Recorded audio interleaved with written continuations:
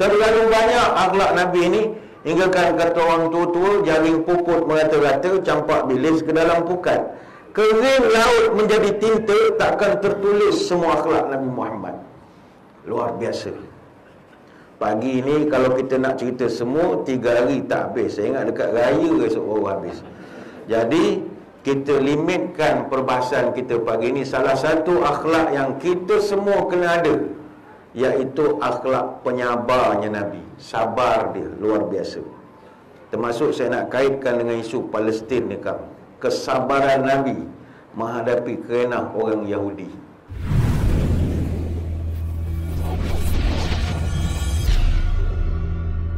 Assalamualaikum warahmatullahi wabarakatuh. Bismillahirrahmanirrahim. Alhamdulillahi hamdan katsiran tayyiban mubarakan fihi kama yanbaghi li jalali wajhikal karim wa li azimi sultanik. Allahumma salli ala sayyidina Muhammadin abdika wa rasulika nabiyil ummi wa ala alihi wa sahbihi wa sallim. Nawaitu ta'alluma wa ta'lim wa tazakkura wa tazkir wal naf'a wal intifa' wal ifadah wal istifadah wal hassa ala tamassuki bi kitabillah wa sunnati rasulih wa du'a ila al huda wa dalalah ala al khair ibtigha'a wajhillah wa mardatihi wa qurbihi wa thawabihi. Allahumma inna nas'aluka fahman nabiyyin wa hifdzal mursalin wa ilhamal malaikatil muqarrabin. Ya Allah, kami mohon padamu kefahaman para nabi, daya hafalan para rasul, ilhamnya para malaikat muqarrabin. Allahumma aghnina bil ilmi wa zayyinna bil hilmi wa akrimna bit taqwa wa jamilna bil afiyah ya arhamar rahimin. Ya Allah, kayakan kami dengan ilmu-Mu, hiasilah kami dengan kelembutan, muliakan kami dengan takwa, cantikkan kami dengan sihat wal afiat. Terima kasih yang berusaha saudara pengacara majlis. Yang saya hormati, yang berhormat Tuan Haji Rizwan bin Ahmad, Ahli Dewan Undangan Negeri Kawasan Gemas. Yang saya hormati juga Kenal Haji Zawawi bin Haji Ahmad, Pegawai Pemerintah 94 Depo Pengkalan Peluru, Kep Gemas. Yang saya raikan juga Puan Suryani Salikin, Chief Assistant District Officer Daerah Gemas.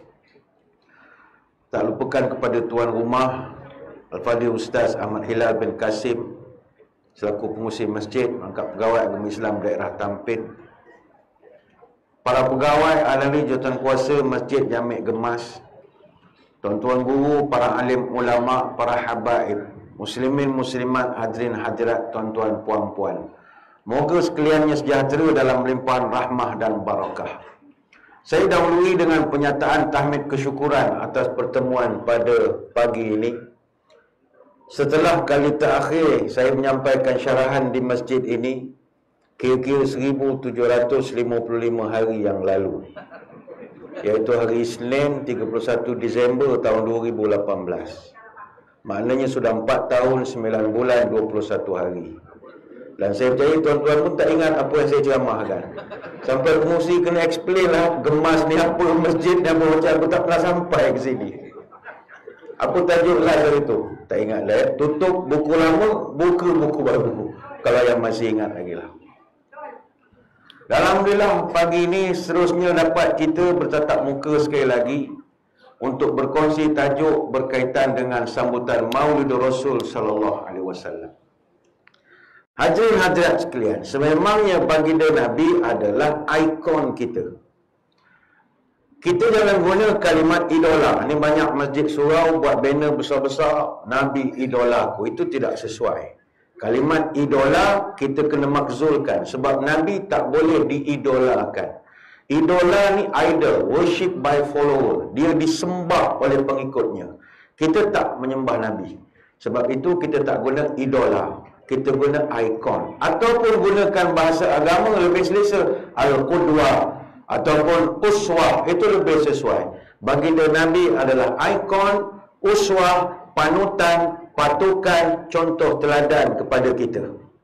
Apa yang nak kita contohkan? Nabi ni dia punya kehebatan dia, kalau kita nak banding dengan kita memang tak layak. Kita ni semua nak bandingkan dengan tapak kaki Nabi pun tak layak. Nabi ni kedudukan tinggi, maqam mahmudah. Kita semua cap ayam saja. Sembahyang subuh pukul 7, sembahyang asar gelap sangat, qiyamul lail malam, puasa malam, tapi minta surga Firdaus. Ini muka kita, cap ayam semua. Nabi ni kalau nak bandingkan dia, kena banding dia dengan Nabi-Nabi yang lain. Dia panggil perbandingan apple to apple. Dia kalau kita nak banding, mesti benda yang setara. Limau dengan limau. Jangan apple dengan musang king. Kita susah nak berlawan, berdebat. Tapi kalau banding benda yang hampir sama kriterianya, kita akan dapat cari jawapan. Nabi ni jom kita bandingkan dengan Nabi-Nabi yang lain. Ada berapa banyak Nabi? Ya, ini Abu Zar Al-Ghifari pernah tanya, Ya Rasul, kam wafa indatul anbiya.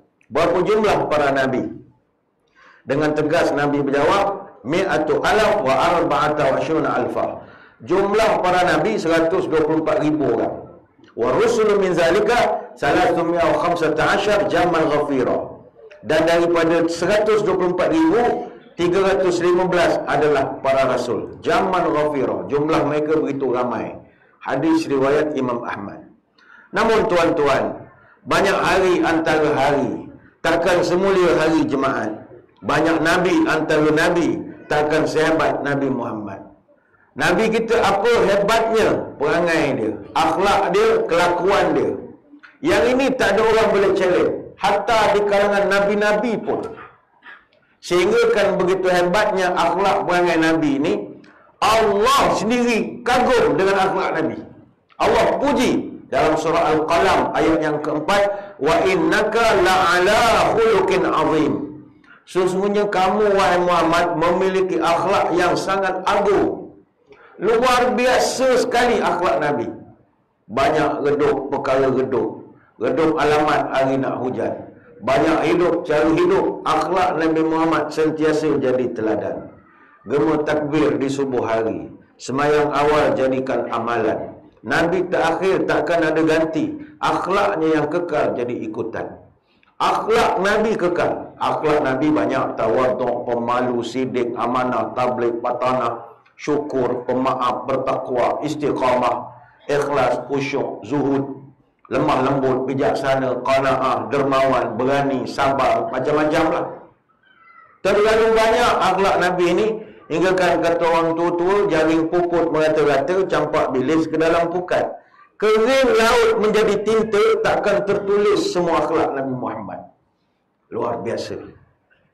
Pagi ni kalau kita nak cerita semua 3 hari tak habis. Saya ingat dekat raya esok baru habis.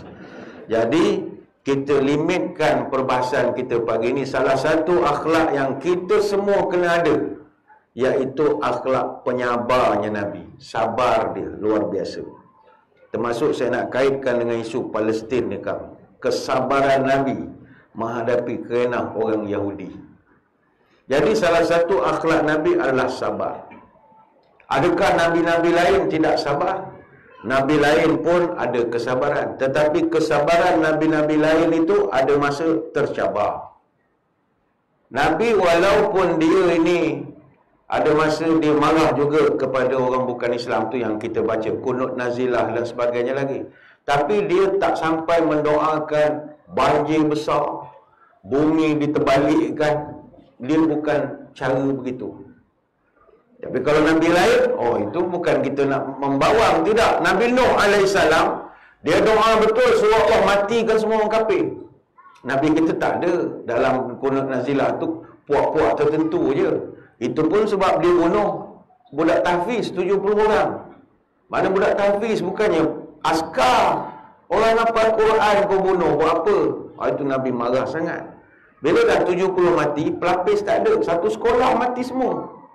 Ini bukan macam pemain bola. Pemain bola jatuh ke terbang satu kapal, ada 2 kapal lagi pelapis pemain. Bawah 17 ada, bawah 15 ada. Hafal Quran mana ada kekal sampai bila-bila. Yang dah Al-Hafiz umur 50 pun cek balik tebuk. Tak ingatlah apa yang dia hafal. Tinggal gelaran saja. Hafal Quran ni anugerah Allah. Nak kekalkan tu begitu susah sekali. Sekali orang-orang musuh ini dia boleh bunuh 70 orang. Nabi marah betul. Itu yang muncul kunut nazilah.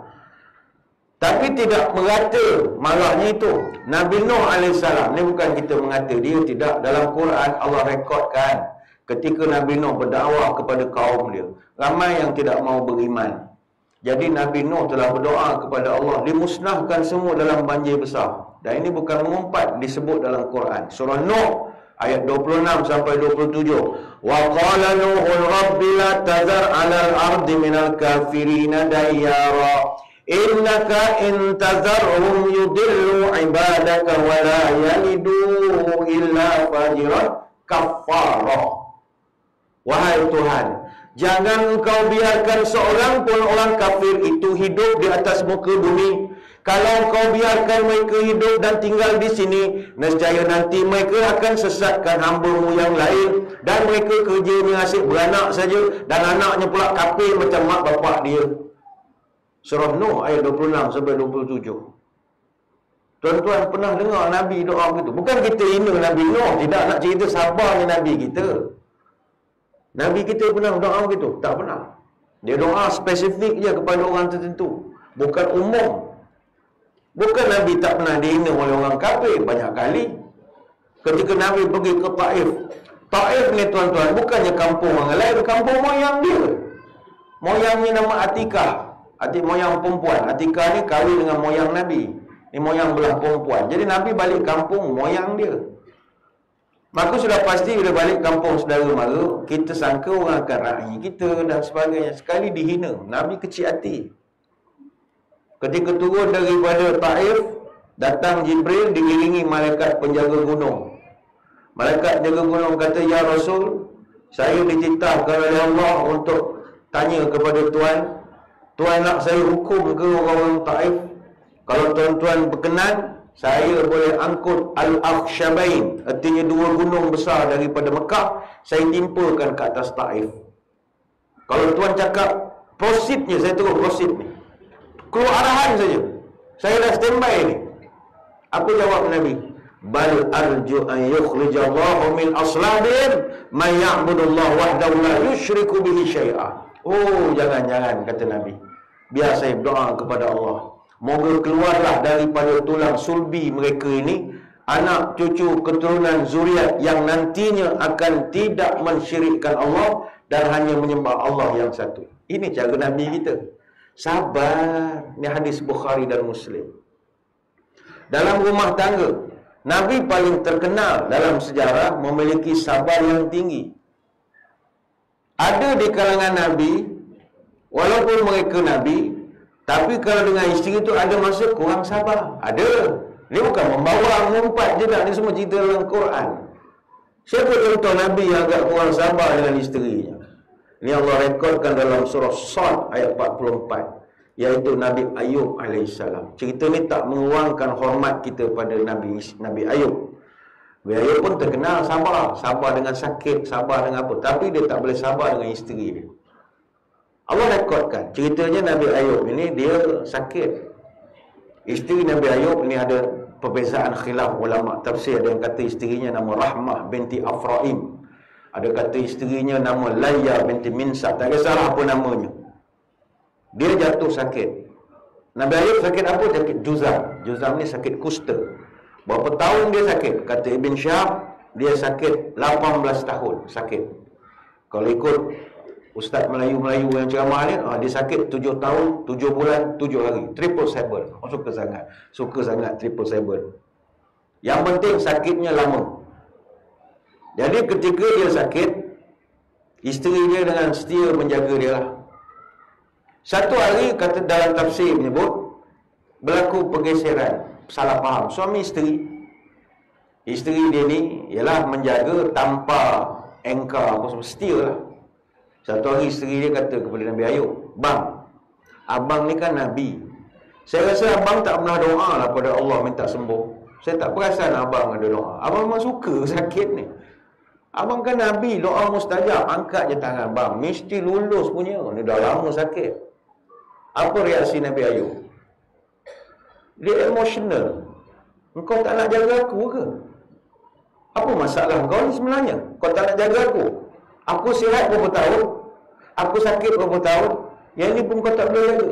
Aku ni pakar je tak sihat. Kalau aku sihat, aku rotan kau 100 kali. Demi Allah, kata dia. Dia boleh demi Allah. Itu duduk atas wheelchair lah kat kita. Duduk atas wheelchair tu kau main garang. Kalau aku sihat, aku pukul kau 100 kali. Demi Allah, katanya. Sebaik aku ni tak sihat. Dia boleh marah. Isteri dia tanya biasa je. Mungkin orang sakit kan kurang waras sikit lah pemikiran emosional ya. Macam kita dah tak nak jaga dia. Jadi dia ringkaskan cerita, Nabi Ayub sihat. Sihat. Bila dah sihat, Allah Ta'ala peringatkan balik kepada Nabi Ayub. Wahai Ayub, kau dulu petik nama aku. Soalah begitulah ni ayat sembang ya. Dulu kau petik nama aku, wallahi, tallahi, bagai-bagai. Kau nak pukul bini kau 100 kali. Kau jangan petik-petik kalau tak buat. Itu kau dah sumpah. So kau kena pukul lah isteri kau 100 kali. Dan Nabi Ayub pening. Alamak, takkan aku nak pukul isteri 100 kali. Mati oh.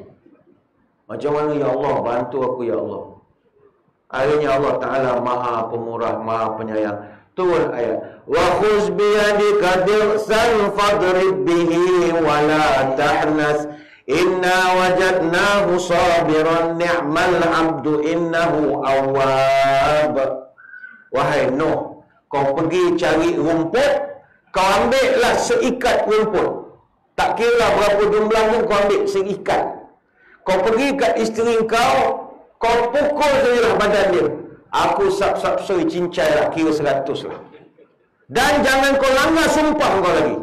Kau jangan sikit-sikit, wallahi aku terganjang kau, wallahi aku lempang kau. Janganlah begitu. Tuhan tegur dia. Tapi kata Allah, ni'mal abdu innahu awwab. Ayub ni tetap hamba aku yang sangat taat pada aku. Ini surah Sad ayat 14. Cerita Nabi Ayub ni banyak dalam Quran. Tuan-tuan, dalam Quran cerita Nabi Ayub dengan isterinya ada diulang sebanyak 5 kali. Dalam surah An-Nisa ayat 163, dalam surah Al-An'am ayat 84, dalam surah Al-Anbiya ayat 83 sampai 84, dalam surah Sad ayat 41 sampai 44. Balik baca sendiri. Saya bagi kerja rumah ya pagi ni, bagi homework buat kerja rumah. Nabi Ayub tu dah sabar dah. Tetapi kalau dengan isteri ada sikit kurang sabar.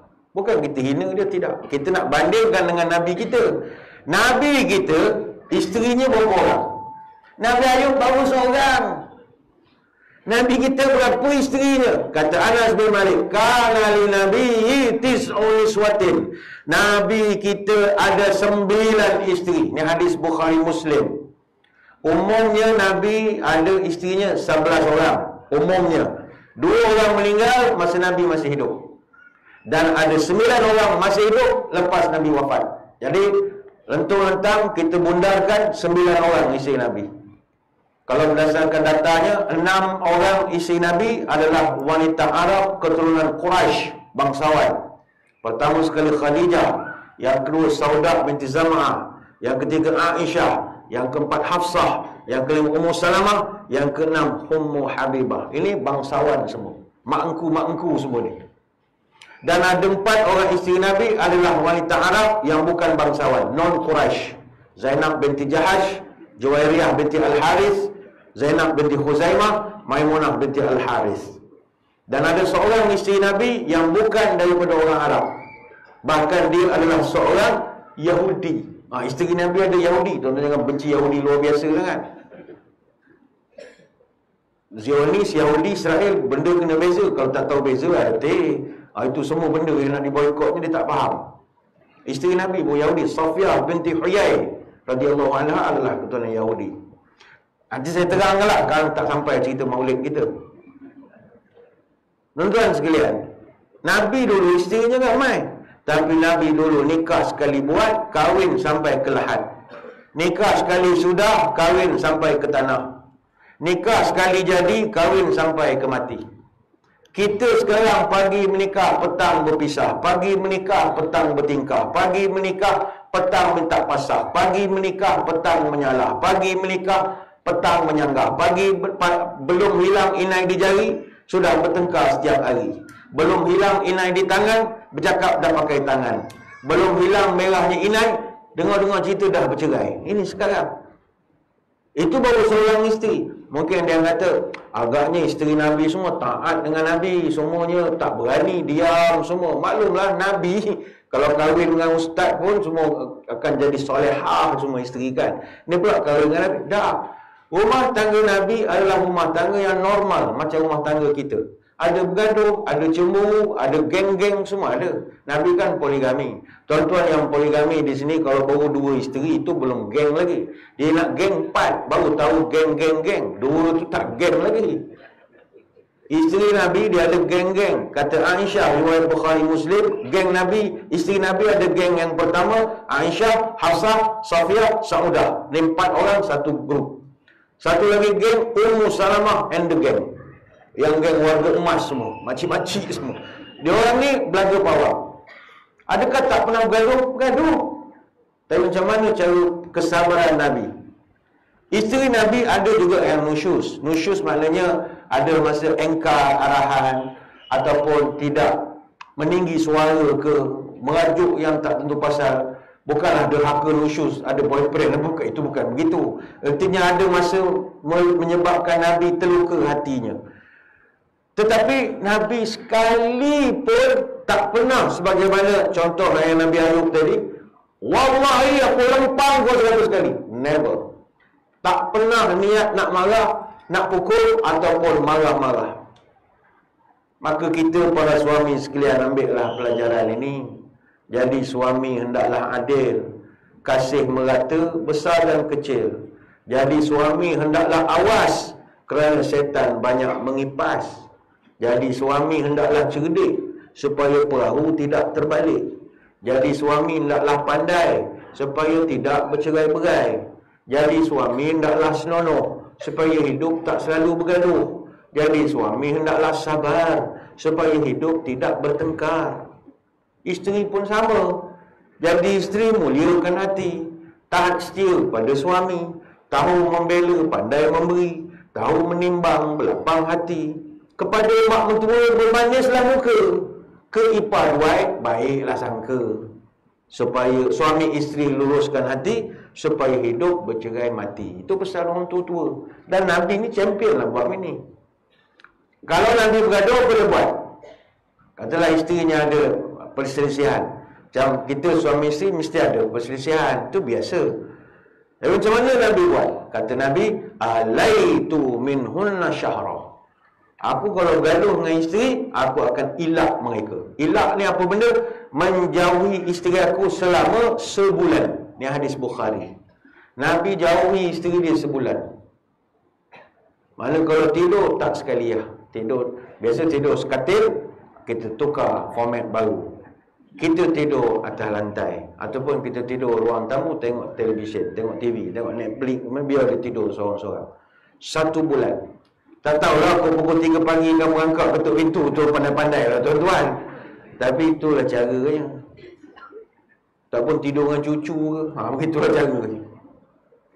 Kata sahabat Nabi, kalau dengan isteri dia akan mengalah dengan tinggal atau duduk di kandang unta. Ada satu kandang unta, bersih lah. Bersih. Nabi akan duduk di situ. Dan dalam setengah riwayat lain, Nabi ilak isteri dia, jauh isteri dia dengan tinggal dalam satu bilik yang dia buat khas, yang dipanggil sebagai khazanah. Apa yang mustahak, Nabi tidak halau isteri dia daripada rumah. Walaupun isteri ni, dia ada kerenah dia. Adakah isteri Nabi tak ada kerenah? Tak ada cerewet dan sama saja. Nama pun perempuan. Dia ada kerenah, ada kekurangan. Katalah tuan-tuan pagi ni pening. Saya pening lah Ustaz. Suami isteri saya ni kuat betul beletir. Pom-pam, pom-pam, pom-pam, pom-pam, pom-pam. Saya pun naik poning dah Ustaz. Nak tidur bercakap, bangun tidur bercakap, dalam kereta bercakap. Pom-pam, pom-pam, pom-pam, pom-pam. Kalau tuan-tuan merasakan dia pok-pek tu satu masalah, you are not alone. Satu dunia orang isteri macam tu. Sama saja. Sebab isteri kalau dia bercakap, itu tanda dia sehat. Yang kedua, kalau dia bercakap, tandanya dia tak marah dekat kita. Biarlah dia bercakap daripada tak bercakap. Dia cakap maknanya dia happy. Happy wife, happy life. Kata orang putih, isteri kalau happy, satu rumah happy. Tapi isteri kalau mogok, satu rumah mogok. Tak payah mogok lah, dia tak bangun buat sahur saja, kebuluh tuan-tuan satu hari. Sahur tak ada, berbuka pun tak ada, kebuluh boleh jawab dia. Adakah isteri Nabi tidak beletih macam isteri kita? Sama je. Sama je. Ada satu riwayat Umar Al-Khattab radhiyallahu anhu. Satu Umar dia ceritakan tentang kepeningan dia. Dia jumpa dengan Nabi. Ya Rasul, saya ada benda nak cakap sikit. Ya Rasul, sila. Ya Rasulullah, kunna ma'syara Quraisy naghlibun nisa'a falamma qadimna 'ala al-ansar id qaumun taghlibuhum. Ya Rasul, kita ni orang Quraisy, orang Mekah. Kita orang Mekah, ya Rasulullah, tak takut bini. Bini takut dengan kita. Ni Quraisy. Tapi ya Rasul, orang Madinah ni, orang Ansar, takut bini ya Rasul. Semua takut bini. Kalau ambil gambar pun macam ni, buat simbol. Tak berani buat macam ni. Ni. Ni contoh. Macam ni lah, dia berani ambil gambar. Freestyle ni. Kita freestyle macam ni. Ni contoh. Kan ada suruh tukar ambil gambar begini je kan. Tak balik tuan-tuan kan. Orang Madinah ya Rasul takut bini. Iza qaumun taghlibuhum. Dia orang dikalahkan oleh isteri mereka. Fatafiqa nisa'una ya'khudna min adabin nisa'il ansar. Masalah ya Rasul, saya tak tahulah orang lain nampak ke tidak. Saya dah tengok ni ada problem kita ni. Sejak kita hijrah ke Madinah ini, isteri kita yang selama ni tak berani angkat muka dengan kita, dia dah mula bergaul dengan orang-orang perempuan Madinah ni. Mana ada puspanita ke, bakat darat, bakat laut, macam-macam lah persatuan perempuan, apa tak benda-benda ni, cara badminton lah, apa pergi rombongan sana sini melawat muzium itu ini. Dia dah bergaul dengan orang perempuan Madinah. Sekarang orang Madinah dah brainwash isteri kita supaya jangan takut dengan kita. Ini masalah ya Rasulullah. Kita kena selesaikan ni. Dulu isteri kita cakap sepatah taat. Sekarang cakap dia boleh menjawab lagi. Fasakhibtu 'ala imra'ati faraja'tani fa ankartu an turaji'ani. Saya sendiri ya Rasulullah pernah kena. Saya cakap ni pengalaman saya. Saya ajak isteri saya bincang. Saya beritahu perkara-perkara tertentu. Dia nak berdebat pula dengan saya. Oh, dia kata begini. Saya marah, awak ni dah pandai pula sekarang tunjuk itu ini. Dulu ikut je. Contohlah kita nak suruh dia buat teh. Contoh, teh satu. Kita pun, kita beritahu teh tu nak macam ni. Dia sekolah kan pula kita. Teh ni kalau nak sedap, gini. Tambah ni sikit, bubur garam sikit. Kau buat je lah. Macam mana sekarang kau banyak pelik-pelik ilmu kau ni, seolah-olah begitu. Saya marah dia Rasul, kau ni banyak mulut betul sekarang Sekali isteri saya ya Rasul, dia boleh jawab, yang abang marah ni apa? Nabi pun, kalau isteri dia pompek-pompek di rumah, dia tak cakap apa-apa, dia diam je. Awak berlebih daripada Nabi pula lah. Jadi ya Rasul, kata Umar, saya nak cek dengan tuan, betul ke cerita itu?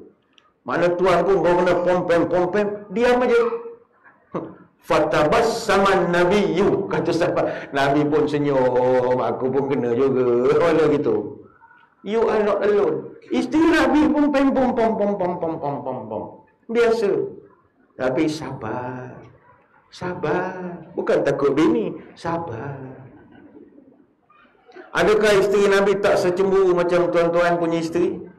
Ni ada 2-3 orang tak berani pakai baju Melayu. Apa sebab? Isteri cemburu. Mana nak pergi cantik-cantik sangat ni? Tentang tak bawa dia, kita nak berharap takkan nak bawa dia. Dia dah lutut sakit. Pakai baju Melayu, mana cantik? Dia macam Abang Jamil bin Abu.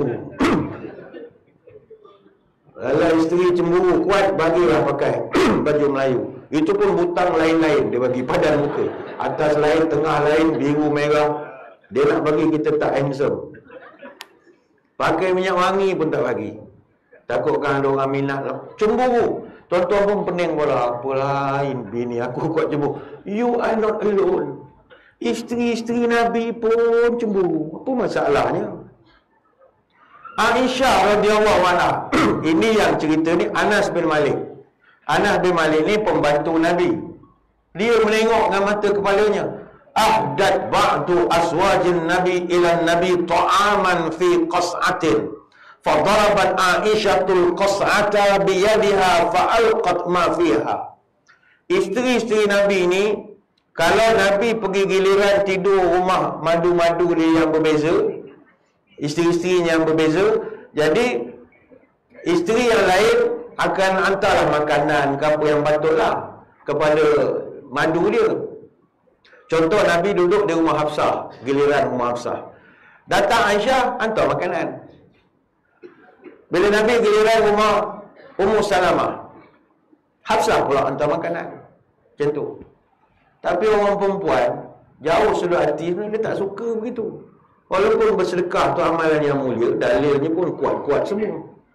Tetapi, apa kau nak kacau time aku dengan laki aku? Kau nak masak ke, kau nak buat keluri ke, kau nak buat shell out ke, kau tunggulah giliran kau. Apa kau nak sibuk time turn aku? Ini perasaan. Jadi, datang salah seorang isteri Nabi, hantar makanan. Faqala Nabi ta'amun bi ta'amin wa ina'un bi ina'in. Nabi bila dapat dekat tu, Aisyah ni ada makanan-makanan ni, marilah kita makan ni. Tapi Aisyah ketika itu marah pada Nabi. Maknanya time inilah yang si orang tua ni, contoh ayat saya ya, masa inilah nak pergi ke melaut lah apa. Ingat aku ni tak reti sangat ke masak, contoh. Dia tepisnya dulang itu. Marah dia kepada Nabi. Ni hadis hasan sahih riwayat Imam Tirmizi. Cuma Nabi sabar saja. Sabar. Pernah Aisyah cemburu kepada orang yang dah mati. Tuan-tuan tak sakit kepala? Cemburu kepada orang dah mati.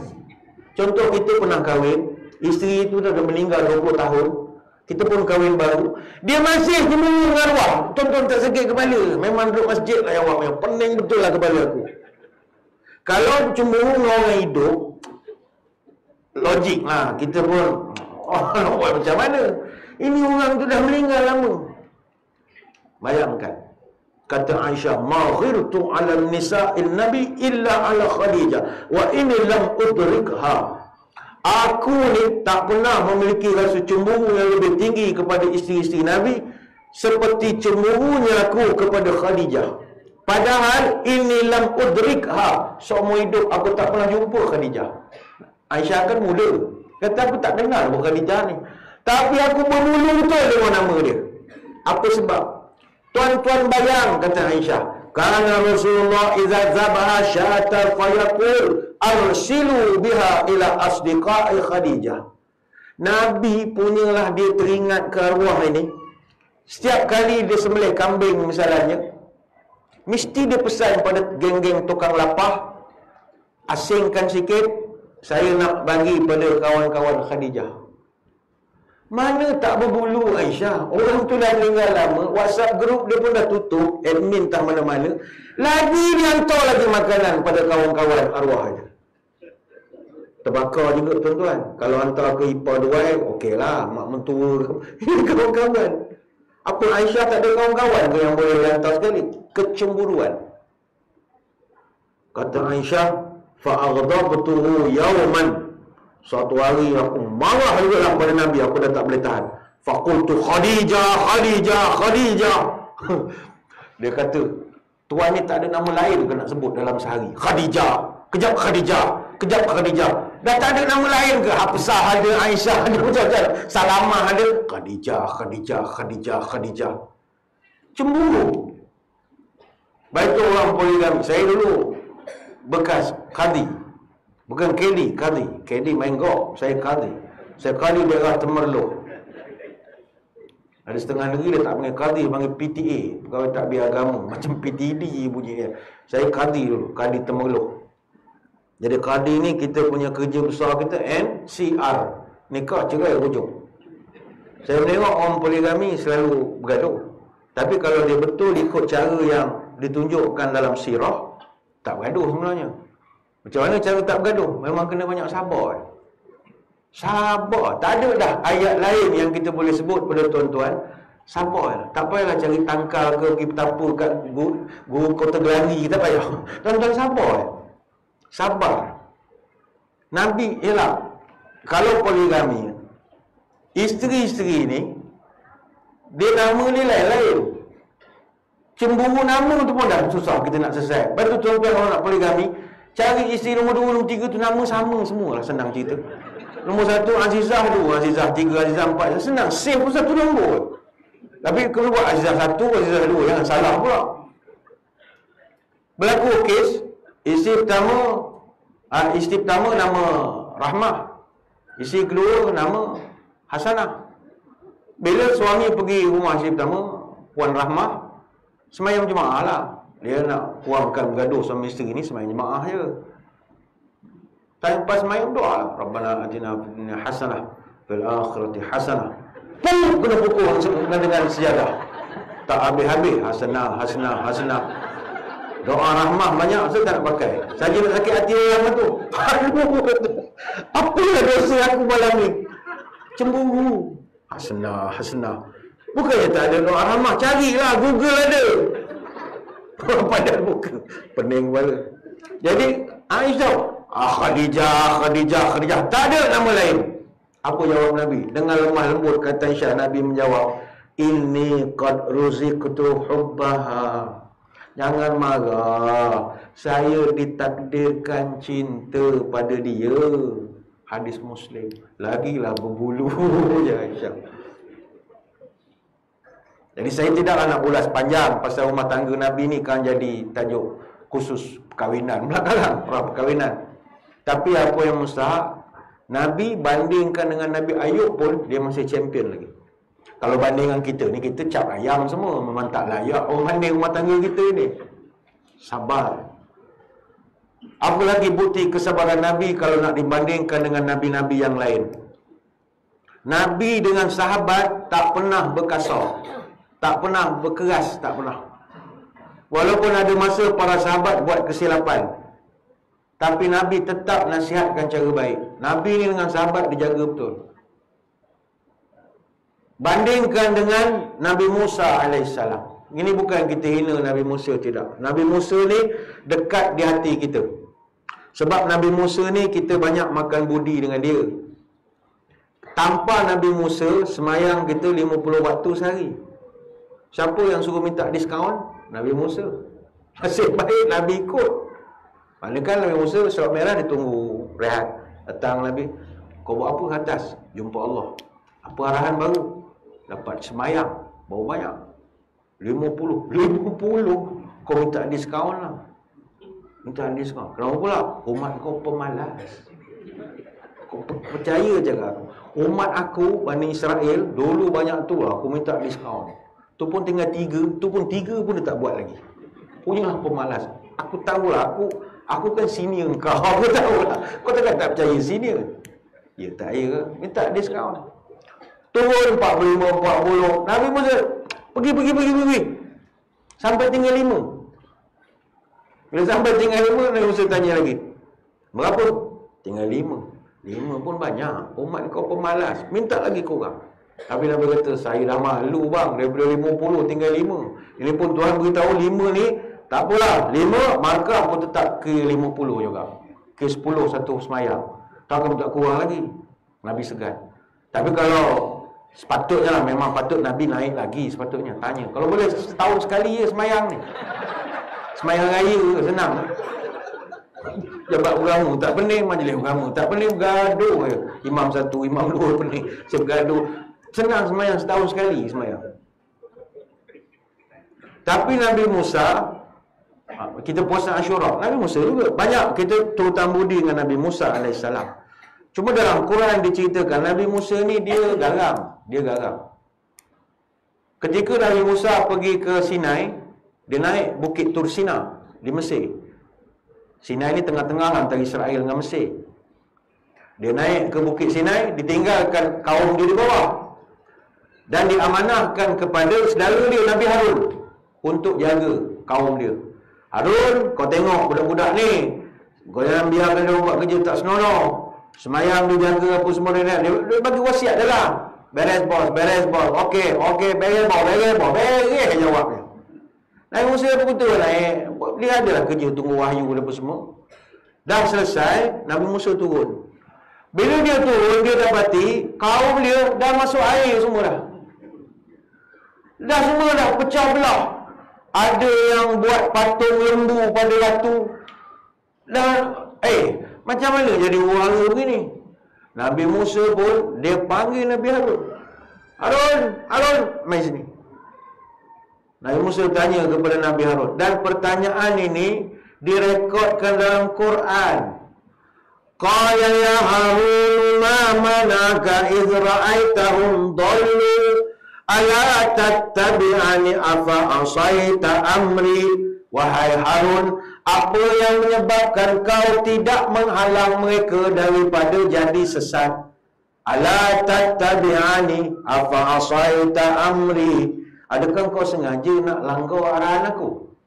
Apa masalah kau, wahai Harun? Harun pun ceritakanlah beri jawapan yang sebenar. Qala ya bna umma la ta'khudh bi lihyati wala bi ra'si.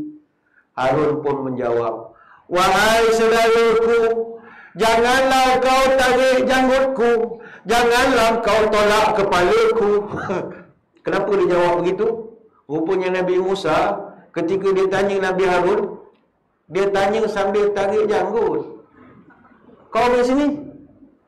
Apasal kau biarkan budak-budak kita tak semayang? Macam mana aku suruh kau jaga, kau tengok dia dah ukir-ukir batu ni apa cerita? Salam gitu. Nabi Harun pun tak boleh nak jawab. Ya bna umma la ta'khudh bi lihyati wala bi ra'si. Bang nak jawab macam mana? Bang cik tarik janggut je. Asyik tonyok kepala bila nak jawabnya. Itu Nabi Musa. Begitu. Ini boleh rujuk surah Taha ayat 92 sampai 94. Allah rekodkan lagi dalam surah Al-A'raf ayat 50. Ayat 150. Qala ibna umma innal qauma istad'afuni wa kadu yaqtulunani fala tusmit bil a'da'a wa la taj'alni ma'al qaumi zalimin. Wahai saudaraku, ni Nabi Harun jawab, sesungguhnya kaum kita ini menganggap aku ni lemah dan mereka nak buat pakatan membunuh aku. Tolonglah wahai saudaraku, janganlah jadikan musuh-musuhku melompat kegembiraan melihat aku dapat kezaliman sebegini daripadamu. Surah Al-A'raf ayat 150. Rupanya Nabi Harun ni tidak dihormati oleh orang-orang, oleh kaum dia, sebab dia second man, timbalan. Orang tak takut dengan timbalan. Orang takut dengan sisi, dengan EU daripada takut dengan timbalan ni. Orang tak takut. Jadi semua benda orang riba pada Nabi Musa. Nabi Harun macam tak laku. Dia second man kan, second man siapa takut? Orang takut orang bos je.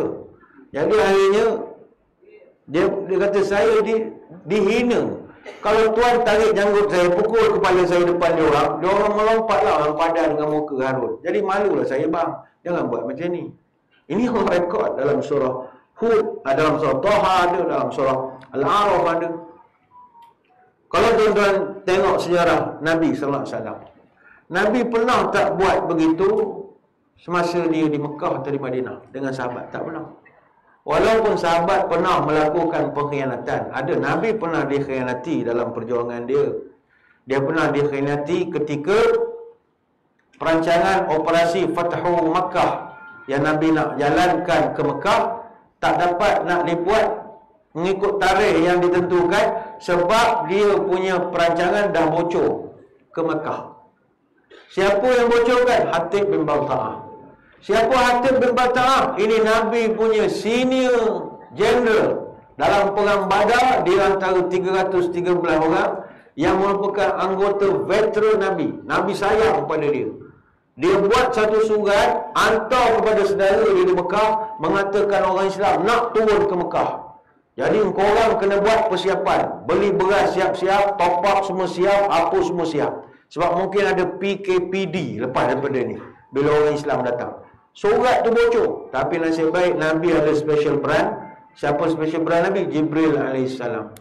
Jibril beritahu Rasul, surat sudah bocor. Dia arahkan dia perlu 69 komando. Siapakah dia? Ali bin Abi Talib. Pergi kejar kurir yang bawa surat itu. Cerita dia panjang, disebut dalam surah Mumtahinah. Direkodkan dalam Quran. Tapi adakah Nabi ambil tindakan kepada Hatib Balta'ah? Walaupun dikhianati, pecah, bocor rahsia negara. Tak. Nabi boleh sabar. Tak ada nak tarik-tarik janggut. Kau di sini. Bukan cara Nabi. Bantu tuan-tuan sekalian, Nabi ni dia banyak bersabar. Termasuklah juga Nabi bersabar ketika menerima penghinaan daripada musuh-musuh dia. Musuh-musuh Nabi ni ramai. Allah sebut dalam surah Muzammil ayat yang ke-10, "Wasbir 'ala ma yaquluna wahjurhum hajran jamila." Wahai Muhammad, bersabarlah terhadap apa yang diucapkan oleh musuh-musuh yang tak suka kepada engkau itu. Wahjurhum, dan kau berpalinglah daripada mereka hajran jamila, dengan cara yang terbaik. Umpama menarik rambut dalam tepung, rambut jangan putus, tepung jangan berselerak. Petua ini orang dah tak pakai sekarang. Orang sekarang dia tak peduli tepung berterabur ke, kena muka sendiri ke, rambut putus ke, janji tarik rambut, dia kata. Ini tak betul. Orang kena tarik pelan-pelan, cermat-cermat, berambi-berambi. Tarik elok-elok saja. Kerja selesai, tapi orang tak perasan. Adakah Nabi tak pernah kena cerca? Banyak kali. Nabi dituduh sebagai penyair, Nabi dituduh gila pangkat, gila kuasa dan sebagainya lagi. Tapi Nabi punya sabar tahap luar biasa dengan musuh. Cuma apabila dapat arahan daripada Allah, hendaklah engkau serang mereka, baru Nabi pergi serang. Nabi takkan buat tindakan melainkan arahan daripada pucuk pimpinan tertinggi, iaitu Allah Ta'ala. Sebagai manusia, dia sangat bersabar. Wahjurhum, engkau hijrah saja wahai Muhammad. Kau jangan lawan dengan mereka. Betul, kadang-kadang wallahu a'lam bila nak cerita hal-hal Palestin dan sebagainya lagi, panjanglah, forum lain lah kita akan bincangkan. Panjang sangat. Sebab kalau nak penyelesaiannya, kena ada penyelesaian cara tuntas. Cara tuntas bagaimana? Bukan di Masjid Jamik Gemas kita nak cakap benda ni. Patut di PBB, di Unggah macam baru boleh cakap benda ini. Cakap di Masjid Gemas, kita yang dengar tak ada yang selesai masalah ini. Tapi kalau kita nak merujuk kepada sirah Nabi SAW, dia menunjukkan kepada kita satu contoh bahawa kalau dia dengan masalah orang-orang Yahudi ni, dia banyak ambil tindakan bukan kekerasan. Nabi punya cara. Apa sebab? Tuan-tuan kaji sirah. Nabi berapa banyak peperangan dia pernah sertai? Banyak. Nabi banyak peperangan dia sertai. Ada 101 peperangan yang Nabi pernah sertai. Dan daripada 101 peperangan itu, ada yang ghazwah, ada yang sarayah, ada yang Nabi pimpin sendiri, ada yang Nabi dipimpin oleh pelapis-pelapis dia, sebab Nabi perlukan kepada succession plan. Siapa yang boleh ganti dia jadi general. Supaya dia tak jadi general sampai pencen, dia kena ada pelapis dia. Nabi orang yang berperang. Tapi adakah tuan-tuan ada menengok dalam sejarah Nabi berperang dengan Yahudi? Perang tak ada. Boykot ada. Pulau ada. Apa sebab Nabi tak perang dengan orang Yahudi? Sebab seperti yang kita tengok hari ini, Yahudi ni tuan-tuan, dia bangsa yang takkan berdepan dengan musuh. Dia adalah bangsa baling batu sembunyi tangan. Kalau di sekolah, dia ni umpama budak-budak yang asyik, yang samsing tapi cover lain dengan bapak dia yang jadi cikgu di sekolah itu. Jadi kita tak kena pukul dia sebab bapak dia cikgu disiplin. Macam tu lah soalan itu. Dia nak jadi gangster sekolah. Kita pun gangster juga, tapi sebab bapak kita bukan cikgu, kita tak boleh ambil tindakan pada dia. Lepas tu kalau main bola asyik nak menang, letih lah. Kalau bola kat kaki dia, siapa-siapa baik apa tak boleh dekat, dia jadi menggelecek sampai kat gol. Lepas tu kalau dia gol, kena tepuk tangan ramai-ramai, wajib. Hebat. Letih main sukan dengan orang macam itu. Baik, itu dalam sejarah. Kenapa kita dalam semayang kita baca satu ayat, ghairil maghdubi alaihim waladdallin. Kenapa kita doa kepada Allah supaya beri jalan tunjuk? Jangan beri petunjuk sebagaimana Beri petunjuk dan jangan seperti orang yang kau murkai. Maghdub. Siapakah golongan al-maghdub? Kata Adi bin Hatim, Nabi pernah bercerita, sahabat tanya siapa maghdub ni Rasul. Innal yahuda maghdubun alaihim. Yang dimaksudkan orang-orang yang dimurkai adalah Yahudi. Sahabat tanya, apa sebab Yahudi ni, dia orang ini dimurkai oleh Allah? Apa sebab? Yang ni Nabi tak payah jawab. Allah sendiri jawab dalam surah Ali Imran ayat 112. Zalika bi'annahum kanu yakfuruna bi ayatillah. Pertama sekali mereka mengingkari perintahku. Dia orang Yahudi ni, dia tak puas hati sebab yang jadi Nabi akhir zaman adalah Arab. Nabi kita Muhammad sallallahu alaihi wasallam. Sedangkan Nabi-Nabi sebelum ni adalah semua daripada puak gabak mereka. Nabi Ibrahim, Nabi Lut, Nabi Ismail, Nabi Ishaq, Yaqub, Yusuf, Daud, Sulaiman, Saleh, Zakaria, Yahya, Isa, Ushia atau Joshua. Ramai lagi. Itu semua Nabi-Nabi daripada orang Israel, orang Yahudi. Tiba-tiba ingatkan penutup, anak bongsu, bagilah yang comel-comel. Bagi yang tu. Sekali anak bongsu dia daripada kalangan orang Arab. Jadi mereka memang tak nak taat lah kepada Nabi kita. Kok mana pun dia kata Nabi ni tak layak. Nabi tak layak. Dia kata, kenapa tak layak? Kau punya Nabi tak sekolah. Baca tak boleh, nulis tak boleh, sains pun tak pandai. Macam mana nak jadi Nabi? Ya ini jadi ketua kampung pun tak layak. Patutnya boleh jadi Nabi. Dia punya hina pada Nabi luar biasa sekali. Sebab dia kata Nabi no school. Tak ada sekolah. Kami orang Yahudi orang sekolah, educated. Nabi-Nabi kami semua cerdik-cerdik. Macam mana ni satu orang miskin, anak yatim jadi Nabi? Dia hina betul Nabi kita. Itu Allah marah betul pada orang Yahudi. Yang kedua Allah Ta'ala sebut wa yaqtuluna al-anbiya'a bighairi haqq. Dan yang kedua punca Allah marah kepada orang Yahudi sebab mereka bunuh Nabi-Nabi.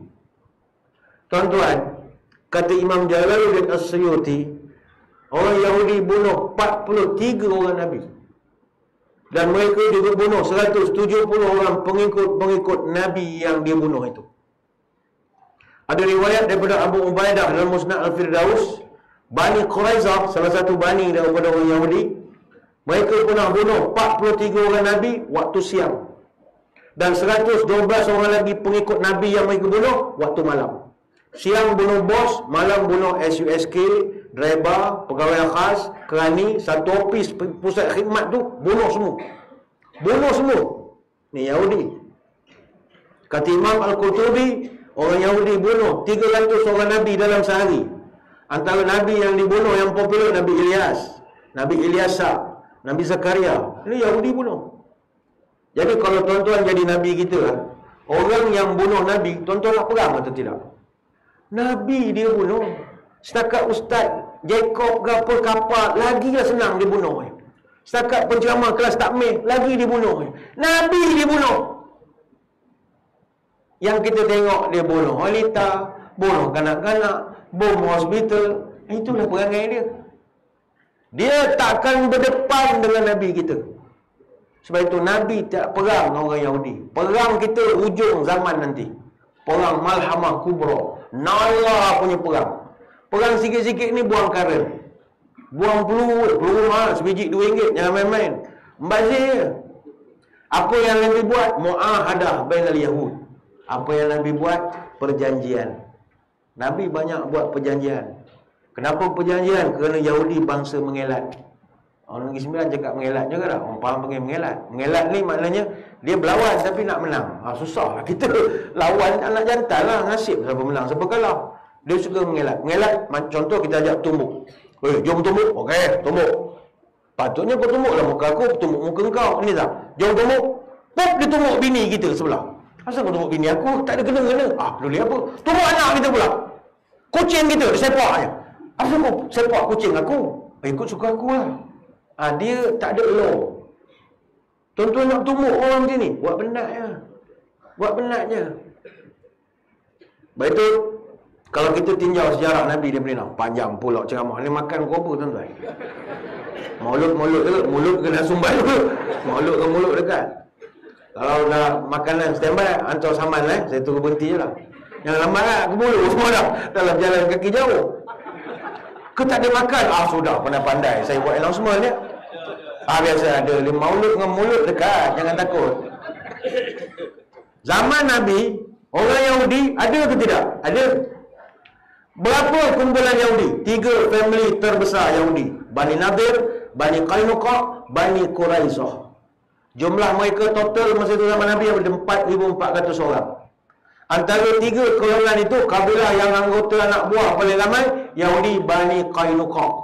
Qainuqa ada 1,500 orang dalam satu kampung. Yang kedua Bani Quraizah, ada 1,400 orang dalam sekampung. Dan selebih itu Yahudi Bani Nadir. Dan di Madinah, dia ada pula klan Yahudi yang kecil-kecil. Yang kampung tak ramai, perumahan yang ada 10 rumah, 12 rumah, 15 rumah saja. Contoh Bani Quraizah, Bani Auf, Bani Najjar, Bani Al-Haris, Bani Sa'idah, Bani Ju'sam, Bani Sa'labah, Bani Jab, ada banyak yang kecil-kecil ni, perumahan kecil-kecil. Jadi Nabi dah kaji lah, Yahudi ni kalau ajak berperang tak berkesudahan. Tuan-tuan tengok perang Palestin dengan Israel sejak bila? Sejak tadika kan? Tuan-tuan kenal Yasir Arafat tu dah lama. Ini serban ni memang ulang-ulang ni pakai ni. Ni katalah dia sehari 2 ni baik, simpan balik ni. Kita pun pergi McD balik kan, makan. Dengar gaduh lagi. Allah, mana serban, cari jumpa. Kantong lagi. Allah. Dia berulang, dia takkan berhenti. Sampai bila? Sampai Abang Jamil hidup balik. Dia tak berkesudahan. Sebab ini bangsa tak boleh perang kecil-kecil. Nak perang all out. Perang kecil-kecil buang peluru. Tengok Nabi. Nabi buat perjanjian. Pertama Nabi buat 10 perjanjian. Perjanjian ni makna MOU. Buat satu dokumen betul. Macam perlembagaan lah. Kau Yahudi, kau tak suka aku tu kau punya pasal. Tapi kau kena hormat aku sebagai pemimpin. Setuju? Setuju? Sign. Baru sign. Yang kedua, kau tak nak masuk Islam tu kau punya pasal. Tapi kau kena hormat aku punya agama, aku punya budak nak pergi sembahyang Jumaat apa semua, dan aku hormat kau punya hari raya. Setuju? Setuju. Sign. Kau kalau negara ni berperang, kalau kau tak nak tolong tu kau punya pasal. Kau jangan bersekongkol dengan musuh. Kalau kami tahu kau berkawan dengan orang Mekah nak lawan kita orang halau kau dari sini. Setuju? Setuju. Sign. Macam-macam perjanjian.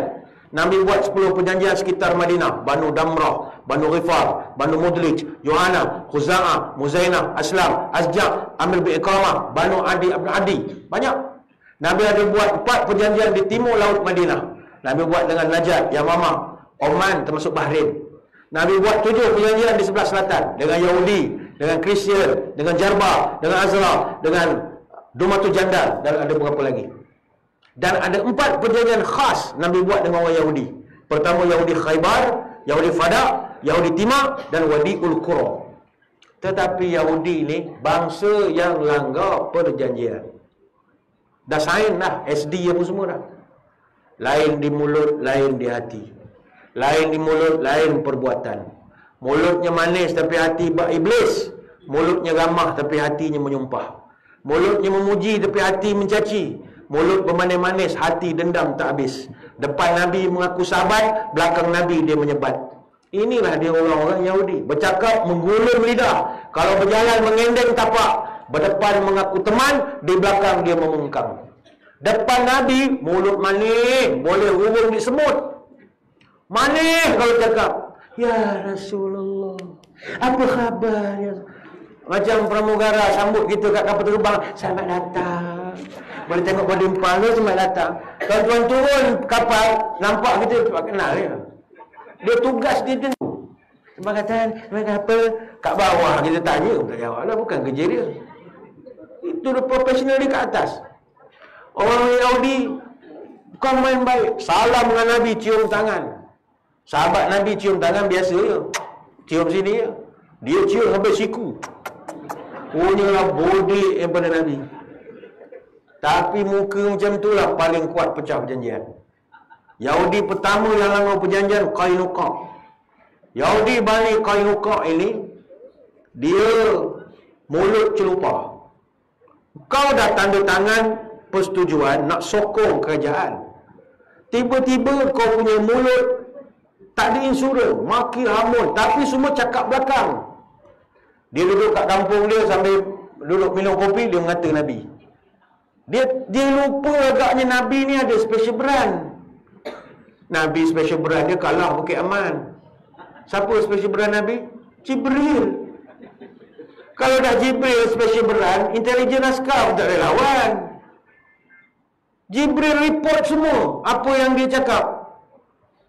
Bayangkan, Allah rekodkan dalam surah Ali Imran, tuan-tuan boleh rujuk ayat 12 sampai 14. Orang Yahudi dia membawang sesama dia. Masa tu Nabi baru lepas menang perang Badar. Dia boleh kutuk, bukannya kau nak tumpang gembira, kau kutuk lagi. Depan kau buat-buat gembira lah. Oh, marvelous, tahniah, Masya Allah, Masya Allah, Shalom, Shalom, suka. Hebat demo, soalan begitulah. Belakang dia kutuk. Alah, lawan orang Mekah. Boleh lah semua orang bodoh semua tu. Mana ada sekolah, badui-badui. Nak lawan ni. Lawan orang tak sekolah, lawan orang cerdik macam kita ni. Yahudi dia action. Yahudi memang cerdik tuan-tuan. Bangsa tercerdik di dunia. Tak ada orang petikai orang Yahudi cerdik. Traffic light Yahudi buat. Tuan-tuan nak boykot traffic light sekali. Mesin hemodialisis Yahudi buat. Ya, yang ada yang tengah cuci buah pinggang ni, hampir tak payahlah cuci. Basuh dengan air jampi ke apa ke. Terang tak ada ni. Banyak. Mikrofon yang dibuat. Cabut mikrofon. Speaker yang dibuat. Kamera dibuat. Kan panjang cerita kan. Hilang cerita maulid. Lepas tu jangan campur-campur maulid dengan Palestin jadi panjang. 3 jam ceramah nanti. Nabi dia dapat maklumat orang Yahudi telah hina orang Islam. Dia kata lah sudahlah, lawan dengan orang bodoh, orang Mekah boleh lah. Mekah bukannya sekolah. Orang Padang Pasir ni lawan dengan orang Yahudi kalau nak tahu. Tapi bila depan dia tak cakap macam tu. Allah Ta'ala turun ayat Ali Imran 12 sampai 14. Di hujungnya Allah Ta'ala kata, kau bagi kata dua kepada orang Yahudi. Qul lil ladzina kafaru satughlabuna wa tuhsyarun ila jahannam wa bi'sal mihad. Muhammad, kau sound sikit kepada dia orang. Yahudi, kami akan kalahkan kau. Dan kami akan himpunkan kau lagi kiamat. Kau dicampakkan dalam neraka jahanam. Kau faham? Kau pergi cakap pada dia orang. Satu labur, satu hari aku akan kalahkan kau. Kau jangan act. Satu hari. Tapi tak tahu bila benda itu akan berlaku. Yahudi minta maaf. Okey, kami tak buat lagi. Okeylah, Nabi ni dia maafkan. Sampai ke puncak, ada satu wanita Arab, orang Madinah, pergi ke pasar Bani Kaunuqab. Beli shopping lah, beli barang dapur ke apa. Adalah penjual orang Yahudi, dia cabul kehormatan perempuan tu. Tak apa dia buat, tak disebutkan dalam kitab, tapi cabul lah. Merosakkan maruah orang perempuan itu. Jadi orang Arab, orang Islam ada dalam pasar itu. Bila dia jadi begitu, jadi bergaduh. Bergaduh bertumbuk-tumbuk. Jadi adalah seorang pekedai di situ, tukang emas dengan tukang perak. Mati. Tak ada kena-mengena pun dalam insiden, tapi dah bergaduh besar, mati. Itu pantang Nabi tu. Bergaduh-gaduh sampai berbunuh, itu pantang besar dia. Sebab itu dalam perjanjian, kau tak boleh bergaduh sama kau sampai bergaduh, menumpahkan darah. Nabi pun panggil. Kenapa bergaduh-gaduh macam ni? Yahudi kata, macam biasalah mengelak. Ini bukan masalah, kamera ni lah, campur tangan daripada pihak luar, ni propaganda media, macam-macam lah. Akhirnya Nabi ambil tindakan apa? Mengepung Bani Kaunuqab selama 15 malam. Dia buat kepungan. Kepungan dalam istilah kita sekarang boikot lah. Kepung 15 malam. Dia sekat semua bekalan. Beras tak boleh masuk. Ni contohlah kalau makan nasi. Beras tak boleh masuk. Gula tak boleh masuk. Apa lagi? Macam-macam. Senjata tak boleh masuk. Kalau elektrik potong, air semua potong. 15 hari. Nak pergikan dia lembik duduk dalam bandar dia tu. Kalau kita lah di Malaysia ni, musuh kalau nak kalahkan kita, dia akan kepung juga. Dia akan hantar komando dia. Komando masuk dah awal. Dia akan sabotaj lah kita punya utility, bekalan elektrik, air kita dia racun. Itu memang cara strategi perang yang paling mudah. Kepungan ini. Tapi kalau Malaysia ni tak payah sekat beras, tak payah sekat, tak payah. Malaysia ni sekat internet dia, wifi. Mati semua Malaysia ni kalau tak ada internet. Menggelitik ke ni. Sehari tak buka WhatsApp mungkin ya. Jadi Nabi kepung kan. Yahudi pun bila dah kena kepung, masuk seminggu lembik, semula lembik. Tak ada makanan, Makanan stok ada lah, tapi tak boleh tambah stok baru. Jadi apa mereka buat? Minta berunding. Minta berunding. Dia lantik jurucakap dia. Siapa yang jadi jurucakap dia? Abdullah bin Ubay, Presiden munafik. Dolah, panggil Dolah ya. Lah, kau tolong, kau bincang dengan Nabi, bincang dengan Nabi Muhammad pasal kita orang ni. Ehsan lah sikit, ramai budak-budak apa semua, orang sakit apa semua. Nabi tak serang, Nabi hanya buat pemboikotan saja. Okeylah. Abdullah kata apa? Aku akan cakap dengan Nabi. Abdullah pun kata kepada Ya Rasulullah, tolonglah buat ihsan kepada orang ni. Ini semua sekutu saya ya Rasulullah. Mereka ni sekutu Khazraj. Tolonglah naikkan. Mereka pernah tolong saya dalam politik ya Rasulullah. 400 hasirun wa 300 dira'an qad mana'uni min al-ahmarul aswad. Dia orang ni ya Rasul, dia pernah tolong 300 askar bersenjata dihantar kepada kami. Dia tolong kami dengan 400 tentera tak ada senjata. Mereka pertahankan saya dan orang-orang saya semasa Bu'as. Bu'as ni pertempuran antara Aus dengan Khazraj. Sebelum Nabi hijrah, Aus dengan Khazraj ni tak baik, bergaduh. Jadi pertempuran Bu'as ni berlaku di sebuah oasis kepunyaan Bani Quraizah. Jadi puak Aus dibantu oleh Yahudi Quraizah, Bani Nadir dan Arab Badui daripada Muzainah. Adapun puak Khazraj bergabung dengan suku Badui daripada Bani Juhainah dan Asjam. Jadi Abdullah bin Ubay kata, Ya Rasul, saya orang politik, Tuan pun orang politik, Tuan memerintah ni politik. Ini orang pernah bantu politik saya. Saya pernah hampir kalah dulu. Dia orang yang beri support pada saya. 2,000 undi saya dapat situ. Jadi tolonglah naik. Okeylah, Nabi kata, aku setuju dengan permintaan kau. Tapi begini, dia orang memang tak boleh duduk sini. Kalau dah sampai berbunuh-bunuh, ini biadab, kurang ajar. Aku bagi masa 3 hari, pindah pada sini. Nabi bagi pindah 3 hari. Kalau dia tak pindah pada sini, mereka akan diusir secara keras. Dan akhirnya mereka pindah daripada Madinah. Yahudi yang kedua, Bani Nadir. Bani Nadir ini disebut dalam Quran. Huwallazi akhrajal ladzina kafaru min ahli kitab min diyarihim li awwalil hasyr. Dan Allah telah mengeluarkan orang kafir di kalangan ahli kitab dari kampung mereka ketika mereka berhimpun nak berperang dengan Rasulullah. Surah Al-Hasyr ayat yang kedua. Yahudi yang kedua ni, An-Nadir ini, dia diusir sebab dia buat komplot nak membunuh Nabi. Kurang ajar.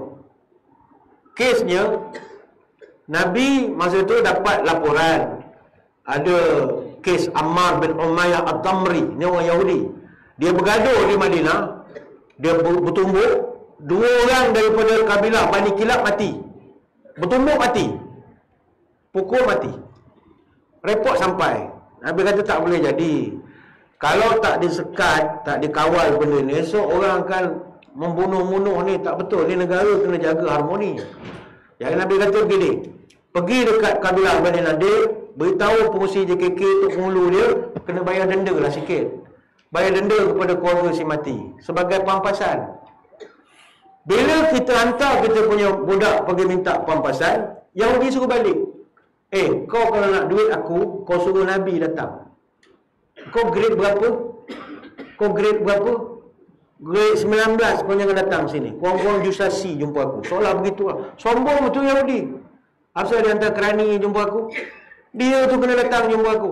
Nabi pergi. Okeylah, layan. Nabi pergi. Bila Nabi sampai, tiba-tiba dia punya pemimpin nama Huyai bin Akhtab, ketua orang Yahudi. Dia kata ini peluang kita nak bunuh Muhammad. Sebab aku tengok dia sekarang ni dah suka ambil tindakan menghalau geng-geng kita. Hari tu dah sekampung dah kena halau. Orang majlis kita kena hapuskan. Nak hapus macam mana? Dia pun buat rancangan. Kita ajak dia discuss pasal diat denda ni dekat satu bangunan. Daripada atas kau tolong tolak batu biar jatuh atas kepala Muhammad. Kemudian kita buat-buatlah terperanjat, kononnya kemalangan. Setuju atau tidak? Semua tak setuju. Kata bos, Muhammad ni orang baik. Asal nak bunuh dia? Baik apa? Dia halau saudara kau. Esok dia halau pula kita. Dia nak dapatkan ni di Madinah, nak jadi orang Islam ni semua ni. Aku tak tahu ni cara Muhammad ni. Dia dah mengata Nabi. Jadi orang semua tak sanggup. Kecuali ada seorang pak sanggup, nama Amr bin Jahash, Yahudi. Dia kata tak apalah tuan, saya sanggup. Orang marah kepada malu. Kau ni, cuba kau fikir sikit Muhammad orang baik apa semua. Kata tak apalah, ini arahan. Arahan tetap arahan. Dia tetap buat. Jadi, letak batu memang standby dah. Nabi pun datang. Duduk bincang. Sedang Nabi duduk, Allah selamatkan Nabi. Datang malaikat Jibril, Nabi punya special brand kan power. Datang Jibril, ya Rasul, itu atas batu besar punya ada, kasih balik sekarang juga. Amma, Nabi bangun balik. Tak sempat Amma Ba'du balik. Yahudi terpinga-pinga. Baru Amma Ba'du balik dah. Tak sempat. Habislah projek kita. Pandang atas batu, tak boleh tolak. Nabi balik. Nabi memang murka tu masa tu. Aku datang cara baik, kau nak bunuh aku. Nabi beritahu kepada komandonya Muhammad bin Maslamah. Ente pergi dekat Bani Nadir, cakap pada dia, mereka dah tak boleh lagi duduk dalam Madinah. Sebab dia langgar perjanjian paling besar. Dia dah berjanji nak sehidup semati berdamai dengan kita. Sekarang ni aku nak dibunuhnya. Beritahu pada mereka, nyah daripada negara Madinah ini. Kami tak nak orang belut duduk di sini. Muhammad bin Maslamah pun pergi Bani Nadir. Dia bagi tempoh 10 hari bersiap. 10 hari kau mesti mau pindah. Kalau kau tak pindah, kami akan pancung kau punya kepala semua.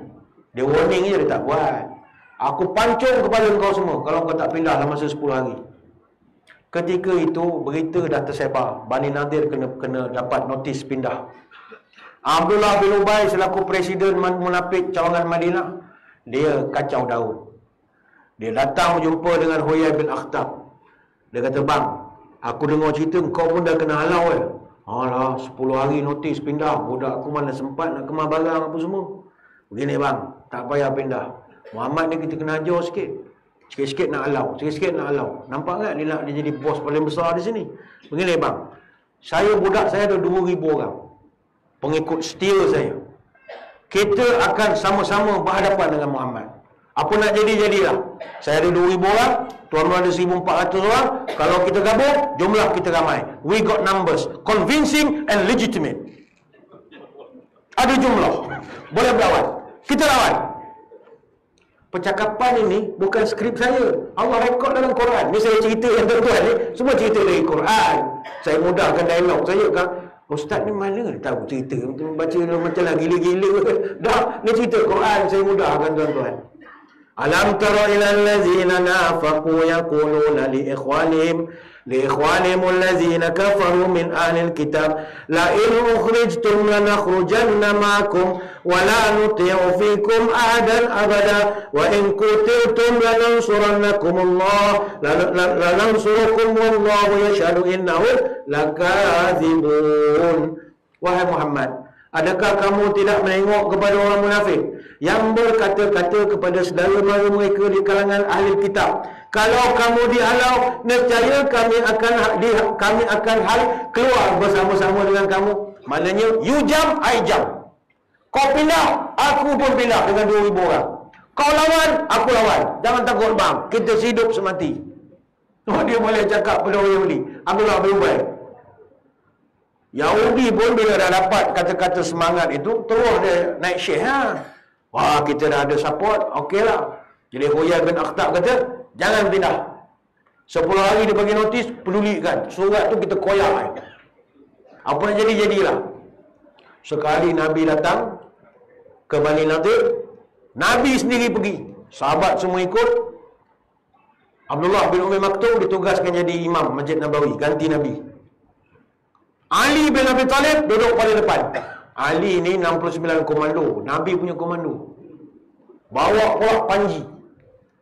Nabi kata kau bawa bendera. Bagi dia gerul sikit. Dia kalau perarakan bawa bendera ni tuan-tuan, orang seram.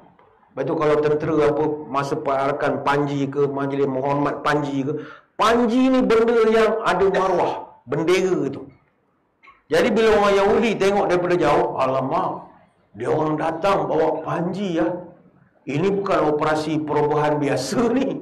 Ini dah perang. Alamak, kita tak prepare. Masing-masing dah jadi takut. Dan Yahudi memang bangsa pengecut. Dia bersembunyi semua. Nabi pun datang, kepung.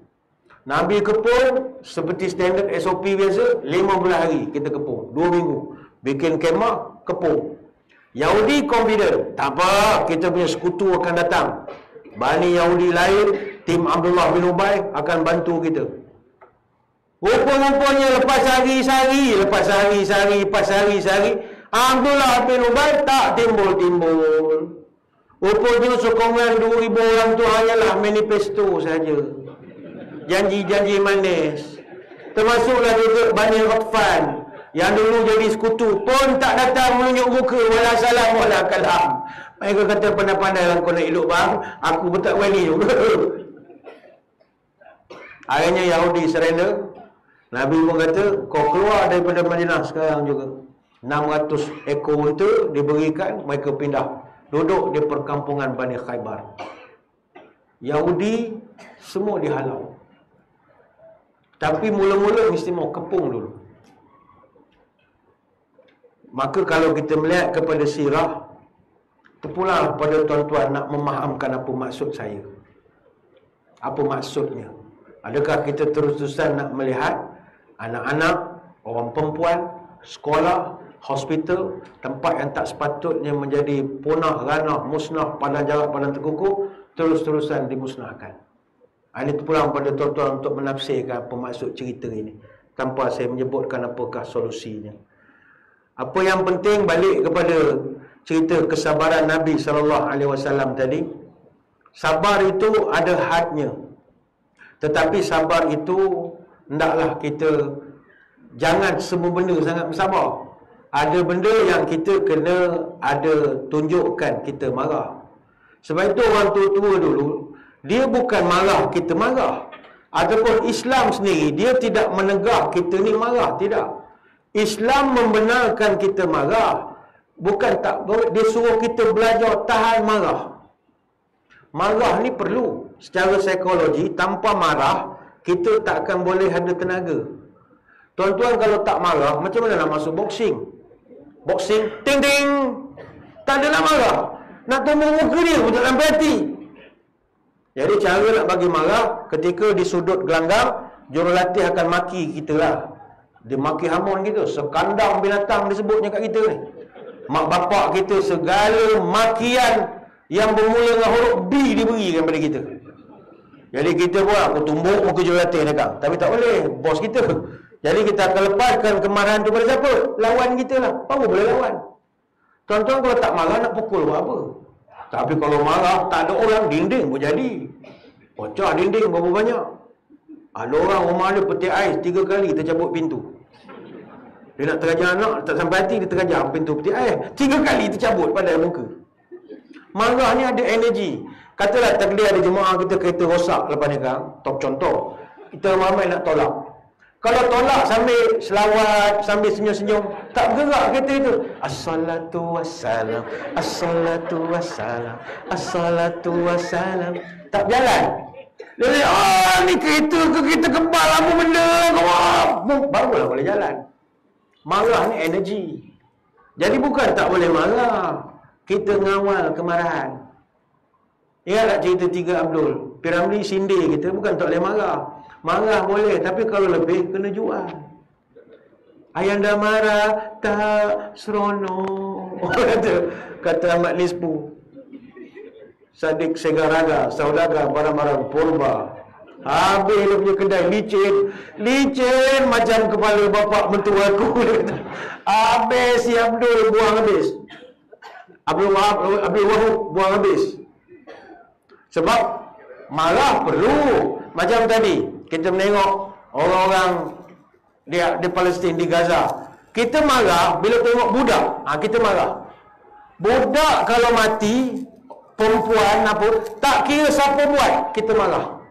Sebab kes Palestin ni tuan-tuan, kita tak perlu jadi orang Islam pun untuk nak simpati. Cukup jadi manusia. Lepas tu rakan-rakan kita yang non-Muslim, yang mendengar ceramah ni, Cina, India, di luar, you tak perlu mengucap la ilaha illallah untuk sokong Palestin. Cukup you jadi orang ni. You tengok gambar budak, ini patut lah. Tak patut punya mah. You tengok ini makcik, sesuai? Tak sesuai mah. Ini orang dekat buat ICU kena tembak, ada sesuai tak? Tak sesuai mah.